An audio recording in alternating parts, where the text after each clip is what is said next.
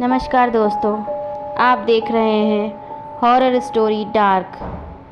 चलिए आज की कहानी की ओर बढ़ते हैं। कहीं मैंने सुना था कि आत्मा होती है और वह अपने आसपास मौजूद हो सकती है। दोस्तों, यह बात लगभग 15 साल पुरानी है। हम विट्ठलपुर गांव में रहने के लिए आए थे। ऐसे में यहाँ एक किराए के मकान में रहने वाले थे। पिताजी की नौकरी के लिए हमें हमेशा नई नई जगह पर जाकर रहने का मौका मिला। मेरे पिताजी शिक्षा विभाग में कार्यरत थे। नया गांव, नए लोगों को मिलना का अवसर हमेशा मिलता रहता था। यह गांव भी कुछ बहुत बड़ा नहीं था। बीच में गांव और आजू बाजू सारे खेत थे। गांव से कुछ 4 मील भर की दूरी पर था हाईवे। सभी यहाँ किसानी करते थे।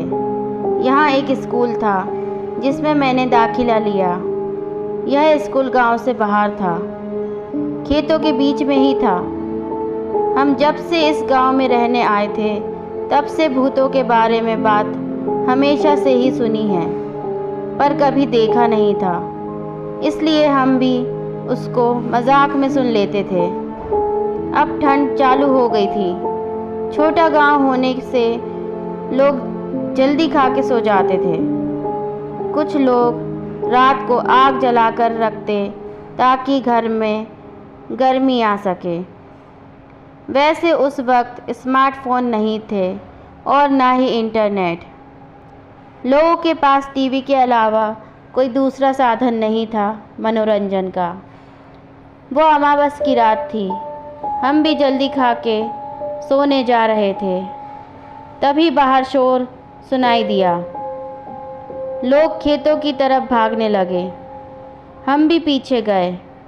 तभी हमारा घर मालिक आया और बोला, बाबू, कोई गहरा संकट आने वाला है। पिताजी बोले, क्यों, क्या हुआ है वहाँ? घर मालिक बोला, बाबू, तुम पढ़े लिखे हो, नहीं समझ पाओगे, विश्वास नहीं होगा तुम्हें। तभी वहाँ किशन राम आया। किशन राम घर मालिक के खेतों पे काम करता था। आके बोला, पुजारी ने सपने में कुछ देखा और सारे गांव का चक्कर लगा रहा है। सारे गांव को मंत्रों से बांध दिया है उसने। मेरी तो नींद उड़ गई थी। क्या ऐसा भी कुछ होता है? मतलब मंत्रों से गांव को बांधना सुनने में भी अजीब लगता है, लेकिन बाहर आकर देखा तो ना मानते हुए भी यकीन करना पड़ा। देखा कि दूर खेतों में जलती आग जल रही है। सब लोग डरे हुए थे। न जाने कल क्या होने वाला था। हम सब वापस घर लौटे तो आ गए, पर मन में एक ही सवाल था कि ऐसा क्या हुआ कि पुजारी को ऐसा करना पड़ा। सुबह सब मंदिर गए तो मैं भी गया। मंदिर के दरवाजे पे देखा कि पुजारी के पास लोग बैठे हैं। पुजारी बार बार पूछे जाने पर एक ही बात कर रहा था, स्कूल स्कूल स्कूल। इसका क्या मतलब है? यही सवाल था सबको। अभी लग रहा था कि पुजारी नहीं बचेगा। डॉक्टर को बुलाने कोई गया था, पर तब तक देर हो चुकी थी। पुजारी नहीं रहा। उसका कोई सगा तो था नहीं, इसलिए कोई उसको देखने आने वाला नहीं था। तो सब ने मिलकर उसका आखिरी संस्कार भी कर दिया।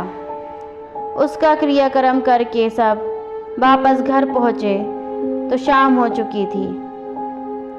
सबको एक ही सवाल खाए जा रहा था कि स्कूल का क्या मतलब है जो पुजारी बोल रहा था। ये जो पुजारी था काफ़ी ज्ञानी था। लोगों की बीमारियां जड़ी बूटी से ठीक करता था। कुछ एक लोगों के भूत भी भगाए थे, ऐसा सुना था। इसलिए पुजारी की बात सब मन पे ले रहे थे। उसने जो किया था गांव के भले के लिए था। दिन बीतते गए और पुरानी बातें भूल गए। सब अपने काम में लग गए। गर्मी के दिन थे। शाम को स्कूल में साहब लोग की पार्टी थी। मेरे पिताजी भी जाने वाले थे। मैं उनके साथ गया था ड्राइवर बनके। हाँ, पिताजी को बाइक चलानी नहीं आती थी, तो कहीं जाना होता तो मुझे साथ ले जाते। रात बहुत हो चुकी थी। हम सब खाना खा के वहाँ से निकले। चलते चलते किसी ने पुजारी की बात छेड़ दी। सब ने उसको हंस के टालते हुए और खाने की तारीफ करते अपने घरों की ओर चल दिए। सुबह जल्दी उठना था स्कूल के लिए, सो मैं भी जल्दी सो गया। सुबह उठे तो और हल्ला था। कल जिसने हम सब के लिए खाना बनाया वो आदमी रात को अपने सामान के साथ स्कूल में सो गया था। वो मर गया। हमको लगा कि स्कूल में होगा, पर उसकी लाश उसके घर के छत पे मिली। वो वहाँ कैसे पहुँचा पता नहीं। पुलिस आई, खोजबीन करने के बाद सब चले गए।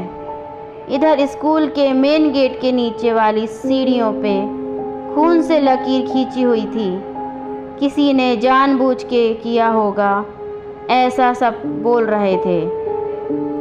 पर वो खाना बनाने वाला कैसे मरा, ये बात इतने साल बीत जाने के बाद भी अभी भी राज ही है। इस बात को साल बीत गया। एक रोज़ हम सब शहर गए थे। मेरे छोटे भाई की तबीयत कुछ ठीक नहीं थी।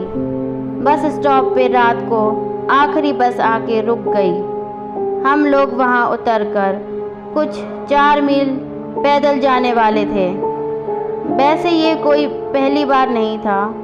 हम पहले भी यहाँ उतरकर पैदल गांव तक जा चुके थे। पर आज बारिश हो रही थी, बिजली नहीं थी और यहाँ बिजली जाना बहुत आम बात थी।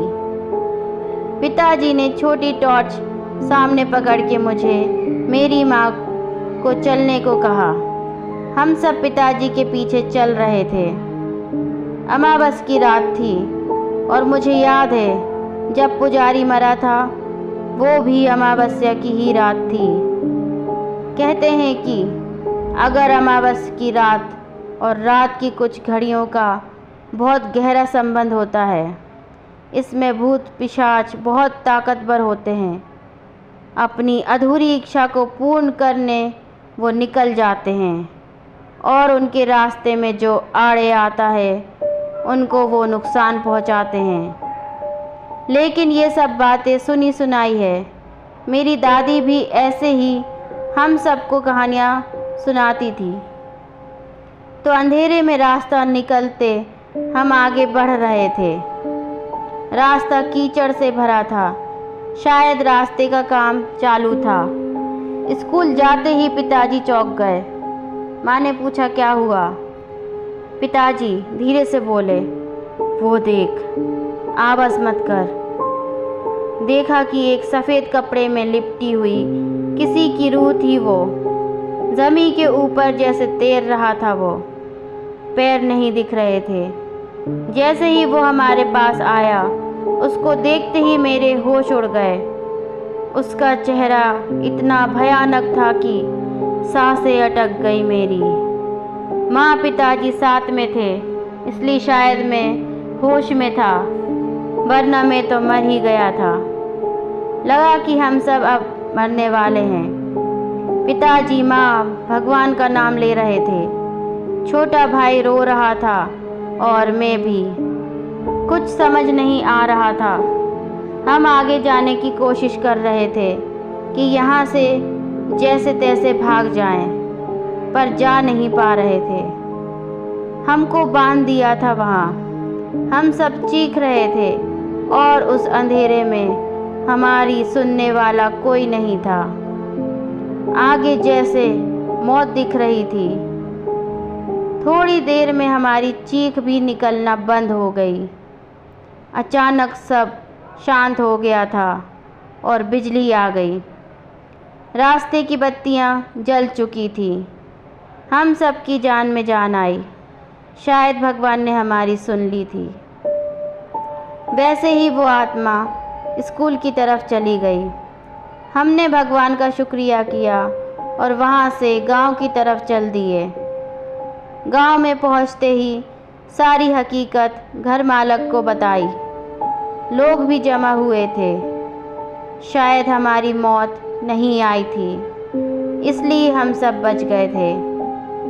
भूतों के बारे में कोई बताए तो सब उन पे हंसते हैं, यकीन कोई नहीं करता। वैसे ही हाल आज हमारा था। हम सबको सब कुछ सही बता रहे थे तो कोई हंस रहा था और कोई हम सबको डरपोक कहने मन ही मन में मुस्कुरा रहे थे। लेकिन जो हमारे साथ हुआ ये हम ही जानते हैं। अगले ही साल मेरे पिताजी का वहाँ से तबादला हुआ पास के शहर में। हम सब ने सामान बांधना चालू किया। मेरे सारे पुराने दोस्त मुझे अलविदा कहने आए थे। रोते हुए मैंने सबको अलविदा कहा और सामान से भरी गाड़ी वहाँ से निकली। हम सब ने उस स्कूल को आखिरी बार गाड़ी से ही देखा और उस जगह को भी जहाँ हमारे साथ वो घटना हुई थी। हम सब ने अपनी आँखों से मौत को करीब से देखा था। वो रात हम जब भी याद करते हैं तो रोंगटे खड़े हो जाते हैं। इसी के साथ ये कहानी समाप्त होती है। कहानी अच्छी लगी हो तो लाइक, शेयर एंड सब्सक्राइब करें। धन्यवाद।